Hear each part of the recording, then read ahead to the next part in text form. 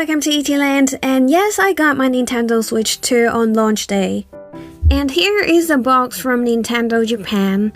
This is just a very simple package where we only have the leaflet and the invoice from Nintendo for this Nintendo Switch 2. And underneath that, with this bubble paper, we also have the Express micro SD card from Nintendo, and the Switch 2 is underneath it. That is a little bit disappointing because I know in America you can get a coin from Nintendo. But anyways, I chose the multi-language system this time, which is like 20k yen higher than that of the normal Japanese version.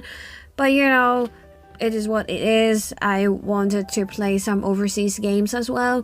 So yeah, I mean, I've heard that people with the Japanese version, they cannot log into overseas accounts, but they were able to, you know, like plug in some cartridge from overseas, so good for them. But still, I want to get my American account, so that's good. And here is me unboxing the Nintendo Switch 2. And let's just get back to the Switch itself after unboxing all the other things. So since I'm in Japan, obviously I am going to get the Japanese charger here, and it's probably going to look different from other countries unless you're using the same kind of format. And we have the USB-C cable coming with that, which is good. It is USB-C to USB-C. I suppose it is going to support fast charge. And here is my 256GB card that I purchased together with my Nintendo Switch 2. And obviously this is the dock. And to be honest, I haven't used it, and I'm actually planning to use it, but I just haven't think of a place to put it. So that's pretty much about the thing at the bottom of the box. And I also have another layer which contains the HDMI cable. And here is the attachments of the Switch 2 Joy-Con at the bottom. And that's pretty much about all the things that we have got in the box. And now I want to go back to the Switch 2 itself, since I haven't opened it. As other reviewers would suggest, the Joy-Con has a matte kind of feeling, and it is a good size. I mean, I have small hands, but I don't feel like this is too big for me. And this is the back, obviously. I was a little bit disappointed with the colors at first when I saw the advertisement from Nintendo, because I thought like they could have make more color variations based on the demand, and I am not actually a fan of that blue, and I don't know where it is orange or red, but that color, you know.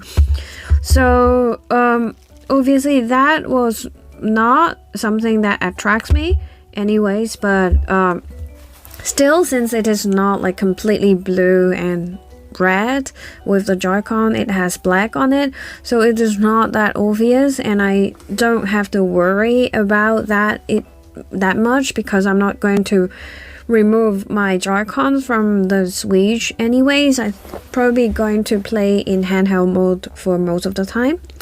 And I will show you how I'm decorating it later on. But first of all, before I get out my Switch, I want to open this screen protector from School & Co. This is something I bought before the arrival of my Switch, because I know exactly how much I appreciate screen protector with like the matte surface. I have used similar kinds of screen protector on both my ROG Ally and Steam Deck, and I strongly recommend you to get one as well. You can see in the very beginning of this video, I've already put it on, and the screen looks so great. So you may be greeted with these just leaflet talking about like how to install it, but basically you just have to put that white thing on the screen, and then you put your screen protector on it, and that's it. So I am just going to fast forward it a little bit. Why I'm doing all this in this room is that I want to prevent any kind of cat fur, because for most of the parts of my house, I have so many cat furs flying over the house. So this is the only place that my cats are not having the access to, and probably this is the safer place to do so.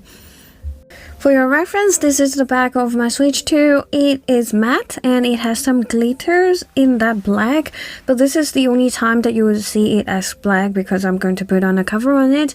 And here is the cartridge cover. It feels so premium with that metal cap on it, so I really like it. And here is a comparison with my Switch Lite, and it was plastic, so obviously there is some kind of money going into that little metal cap, and I like it. And for the rest of the console, you know, you have some fan at the bottom as well. There is another USB-C cover, and here's the hinge of that stand. And that SD card slot is well covered under the stand, so it's not like you have to open it. Open the cover for that SD card. You just have to open that stand at the back, and the stand is obviously a lot stronger than the one before, so I think this design here is really good. And for your reference, I cannot tear it open with my hands. As long as it is attached, as a girl, I really can't pull it off. I mean, you may see some guys pull it off, and that's not something like a girl could do.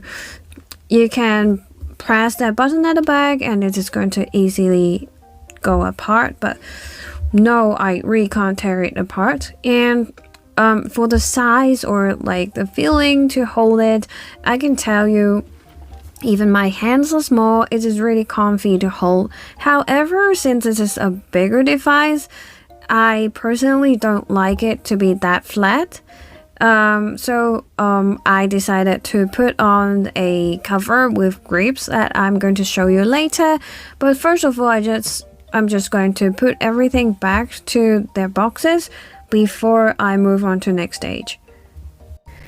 And now it's time to turn it on. You know, it's a really exciting thing to do when you have to turn on a brand new device. I really enjoy that moment. And, you know, here is it. As you may know, you can't really access things without like updating it. There are multiple updates that you have to do in order to use the full function. But first of all, you have to choose your location. And I decided to switch a place for better filming. Alright, so the first thing you have to do after choosing the location and time is to connect to the internet. And I'm going to pause it here to connect it. Alright, now I'm back and it is connected to my internet. So the next thing, they will go through some tutorials to teach you how to use it, and in the meanwhile you are going to download your firmware update. So after choosing the time zone, these tutorials, it's here and it is working on the download. So it's kind of smart that they are not just putting you there to sit and wait for the download. They just actually help you to learn the device during that waiting time. So it's a good thing. I really like that approach. And they will tell you how to use the stand and how to connect your Joy-Con and put it back. So it's good. And they will tell you to use the TV mode, which I'm not going to like do it right now. And basically speaking, you can skip through all these and your firmware will be ready once you have done all this. And they will tell you to update it. This is the very first update, and based on the information that I have found online, it is going to take you through 19.11, and then there is another update that you have to do, and I'm going to show you after this restart here. It took me about 30 seconds of this update, and then now you can actually move all the data from your other Switch. There are a few ways to do it, but I suggest you to do the nearby transfer, and at this point you have to put in your SD card. And yes, this is from Nintendo, and once again I have got my 256 gigabyte, and now let me just insert it. You will be inserting your micro SD card from the front side if you flip it over, or if you are not flipping it over, then you're going to do it upside down. And then there is another update that you need to do in order to use your SD card, so make sure you do that. This update takes about 15 seconds, and then after rebooting it, it'll tell you that you can use your SD card. Then you'll have to log in your Nintendo account, and all this transfer has to be done based on that login. So it will prompt you to prepare for that, and you have to log in from here.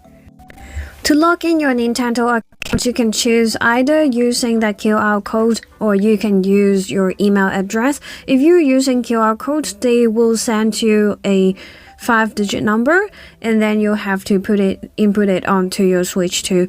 And then at this point, after logging in, you can follow some instruction with the other Switch that you are going to transfer from, and you also have to plug in both of your Nintendo Switches into the power supply in order to transfer the data.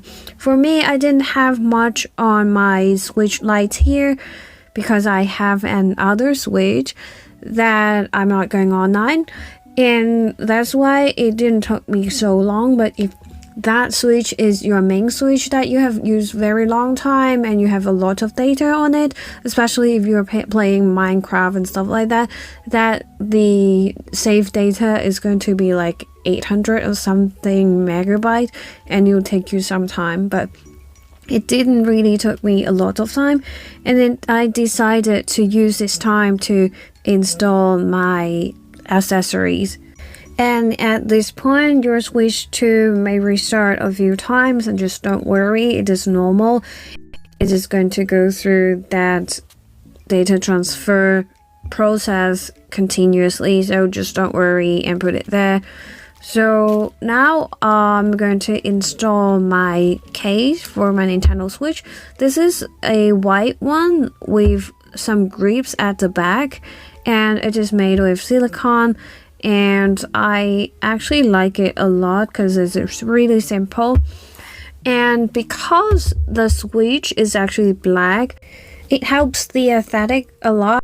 And I don't feel like I have to put on the skin on the Switch, because, for example, even though there are space around the plus or minus buttons, and there may be some space around the joysticks as well, it doesn't seem to stand out as much as the original one, where the whole joysticks were like blue and red. It is really easy to handle if you are someone who cares about aesthetics. And I gotta say, the speakers on Switch 2 are so great that I think it is better than that of Steam Decks. And it is on par with ROG Ally, or maybe even slightly better. As someone who used to study music over her life and major in music, I mean, one of my major was music, this is something that pleased my ears a lot, and I really have to admit that those speakers really give me the premium vibe. And actually the screen as well, like, it is not an OLED screen, I know, and you may think, well, it is not going to beat the screen on Steam Deck, but no, actually it has a better screen, to my opinion. Well, another thing that it is really hard to tell from the footage or from the videos that you can find on YouTube or anywhere, but seeing it with this new screen, it brings me really an immersive experience really that I have never had.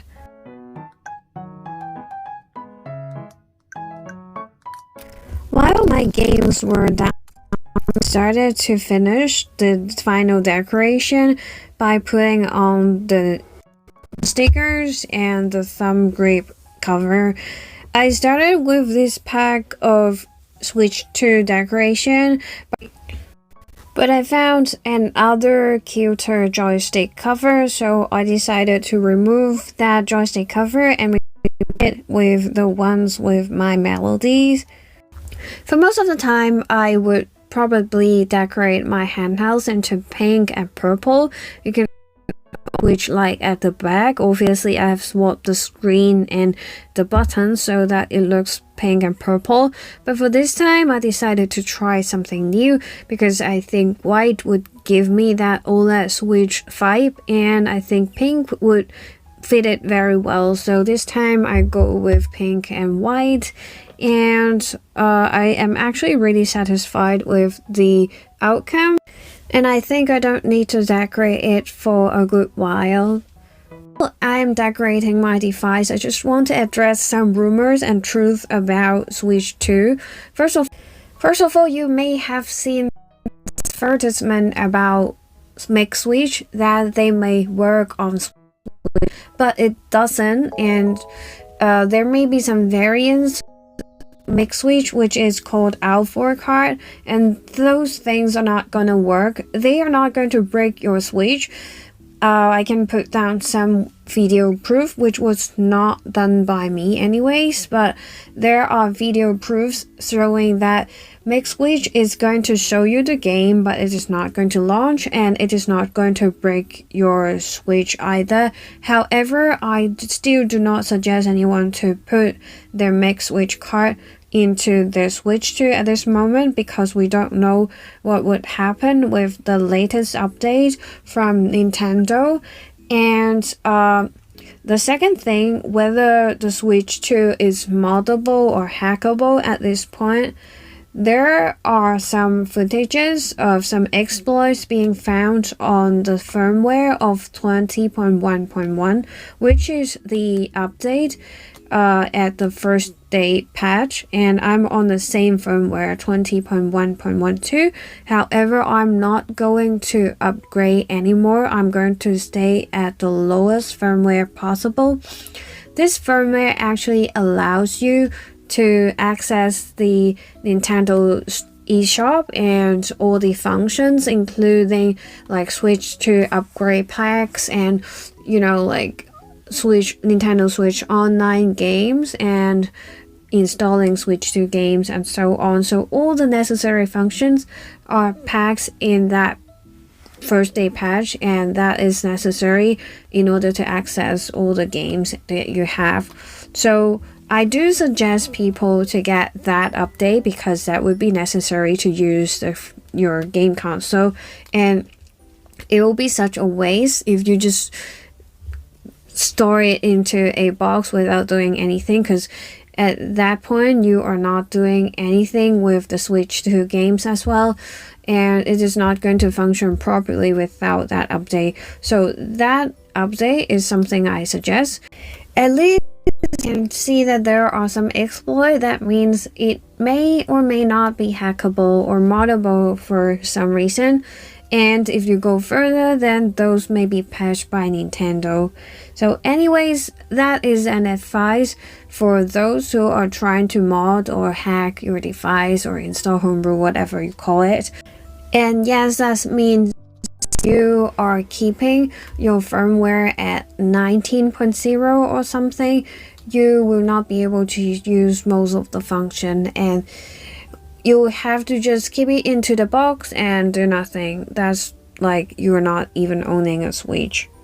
And regarding the rumor of some Switch 2 are getting out of the factory in that test mode, and it is not with the Switch 2 firmware properly, I believe that could be true, but that is not the case I am experiencing. At least I don't hear anything here in Japan like that. And I also see, for example, Takiudon also said that some Switch 2 has like serious problem of crashing, and it happens when they access the eShop or some games.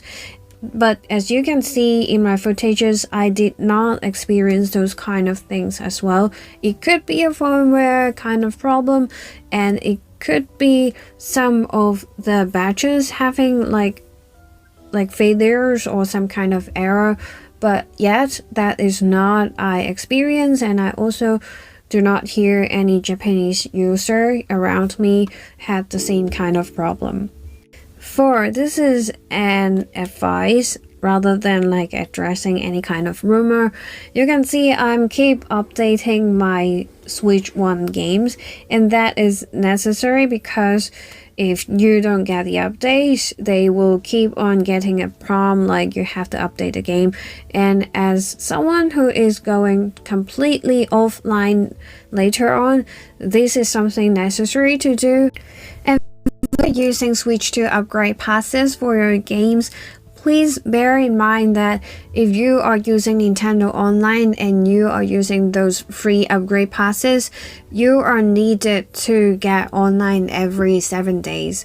And for the first launch, you are going to need to get online as well, or otherwise it is not going to launch and it will force you to play Switch 1 version.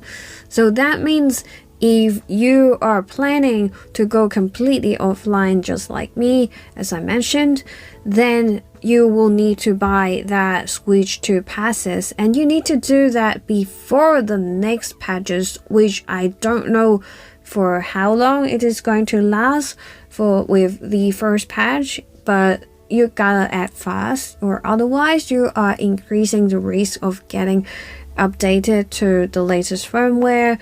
And that's just not ideal for future use if you are thinking the same thing as I do.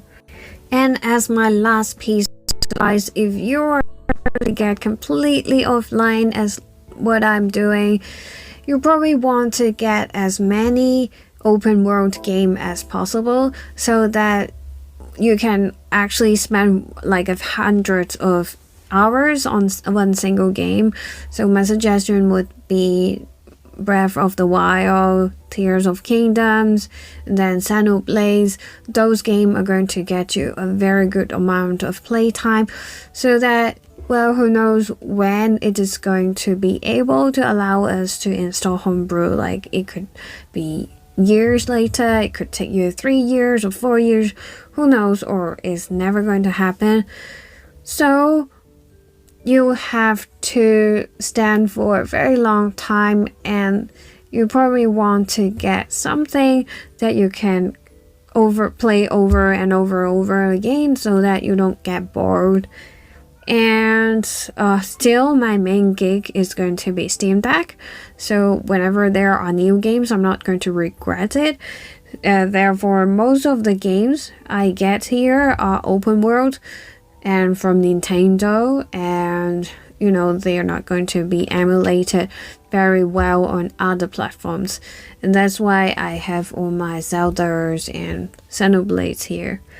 And that's pretty much about my advices, and I'm also finished with my setup. So I hope you enjoyed this video. That was our Switch 2 videos, and I will see you in my next video. Bye!